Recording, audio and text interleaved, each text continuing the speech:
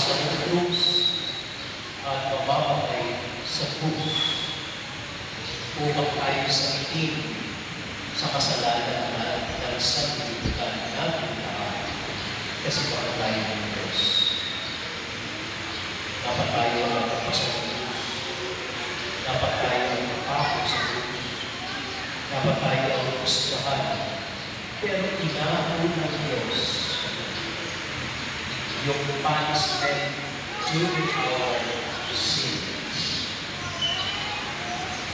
Kaya pinagtinilayan natin ang dakilang gawa ng Diyos, dakilang pagligtas niya sa loob ng 4 na araw. Upang sa muling pagkabuhay, magsarong na buhay nila umuli sa biyaya ng Diyos. Nagtagumpay mo sa kasalanan at sa kamatayan. Kasi sumama ako kay Jesus. Sinaba ako si Jesus. Nararamdaman